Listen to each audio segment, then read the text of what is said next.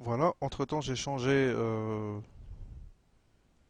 la valeur de... C'est plus strong ici, c'est H3, ça veut dire headers. C'est entre il y a de 1 à 6, donc 3 c'est la moyenne. Ça va juste mettre le texte en gras et gros. Voilà, c'est tout. Donc j'ai nommé ça ma première page PHP. Donc on a la variable mavar qui a la valeur Toto. J'ai envie d'écrire, là j'ai écrit echo mavar, ça veut dire afficher mavar, donc ça me donne Toto. Et je voudrais écrire bonjour Toto, par exemple. Donc,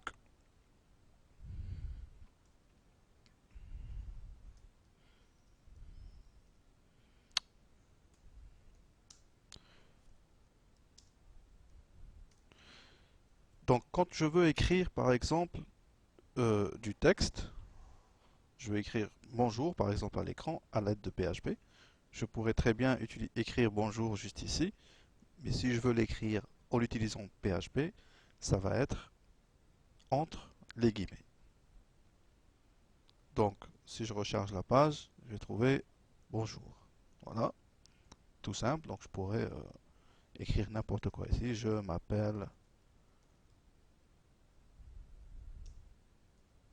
Toto. Ok? Voilà. Bonjour, je m'appelle Toto. Si maintenant je ne connais pas le nom, je ne connais pas le contenu de ma var et je voudrais l'afficher à côté, qu'est-ce que je vais faire? Bien sûr, je vais enlever Toto et c'est là où se trouve tout l'intérêt de PHP, c'est qu'il va aller chercher la valeur d'une variable dont peut-être on ne connaît pas la valeur. Donc, je vais, donc qu'est-ce qu'il va donner? Donc, bonjour, je m'appelle ma, ma var. Donc, bonjour, je m'appelle, je ferme les guillemets puisque le texte, la chaîne de caractères est terminée. Je ferme les guillemets. Je mets un point, ça s'appelle le point de concaténation entre le texte et la variable. Et je mets la variable avec toujours le signe dollar à côté. Ça veut dire ça, c'est une chaîne de caractères toute simple. Et ça, c'est une variable système. Quand le processeur va analyser ça, il va afficher ce qui est entre les guillemets tout simplement parce que c'est du texte tout simple. Et avec ma var, il va aller chercher dans la mémoire de l'ordinateur, toujours le rappeler, la valeur de ma var. Le point, il est nécessaire ici, c'est une restriction de la programmation, c'est concaténer, c'est-à-dire mettre côte à côte les variables et les chaînes de caractères. Voilà. Si je ne mets pas le point, ça va me faire une erreur. Déjà, le système le souligne ici. Voilà. Syntax error, unexpected Mava. Voilà. Donc, le point pour dire voilà, que c'est qu'il y a une différence. Bien. Donc, si je recharge la page, le nom, c'est toujours Toto. Si maintenant je modifie ma var, je mets Momo, ça va m'afficher. Bonjour, je m'appelle Momo. Et là, on voit tout l'intérêt d'un langage dynamique. C'est-à-dire qu'on peut créer du contenu sans connaître au préalable ce qu'on veut mettre. Peut-être que comme ça on ne le voit pas très bien. Je vais utiliser un exemple simple, un formulaire. Hein? D'accord? Je vais juste écrire un formulaire ici rapidement. Je n'expliquerai pas ce que je suis en train d'écrire. Bon, ça c'est les balises qui créent un formulaire. Hein. Ça c'est la balise qui va me mettre un champ texte.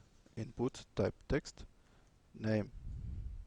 Il faut lui donner un nom. Donc le nom c'est prénom, par exemple. Et c'est tout. Et bien sûr le bouton input. Ça c'est du HTML.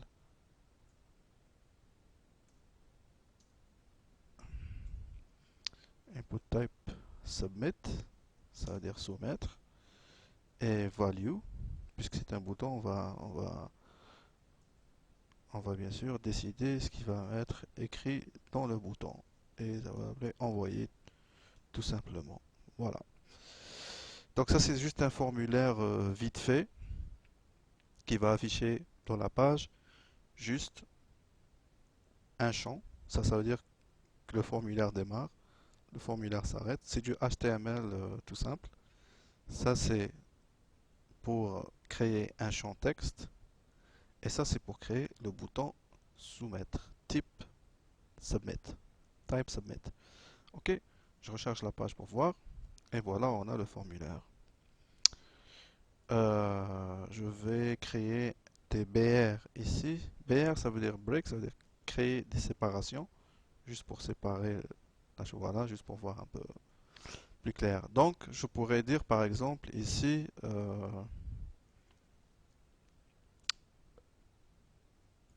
par exemple, mettez votre nom. Ok, voilà, mettez votre nom. Ok. Et supposons que ici, je ne sais pas ce que les gens vont mettre. C'est-à-dire, maintenant, quand je clique dessus, il ne se passe rien. Le code, la page est envoyée. C'est-à-dire, quand je clique sur envoyer, normalement, les données qui sont ici sont envoyées au serveur pour traitement. Et c'est exactement ce que fait PHP.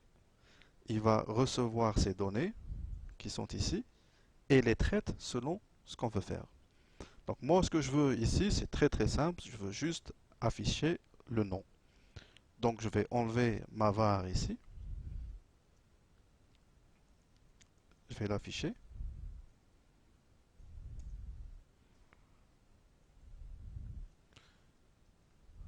Voilà, il n'y a rien pour l'instant. Je recharge juste pour voir. Bon, je m'appelle, il n'y a rien. Il faudrait mettre le nom d'abord ici. Donc, mais il faudrait bien sûr la programmer. Comment on va prendre le nom, ses prénoms. Donc,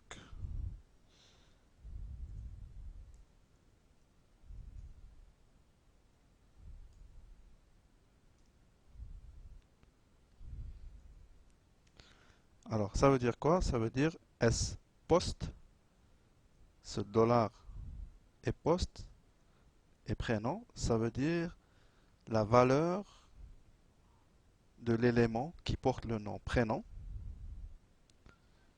qui est envoyé par la méthode post, c'est-à-dire le formulaire. Avec ça, dollar post prénom,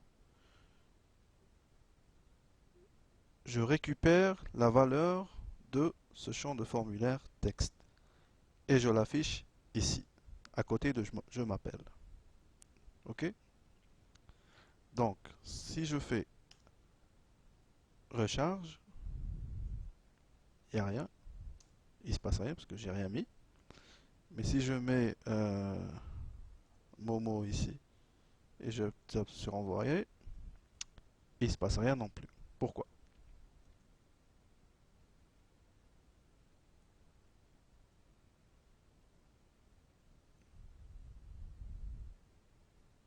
Tout simplement parce que attends, ça s'arrête.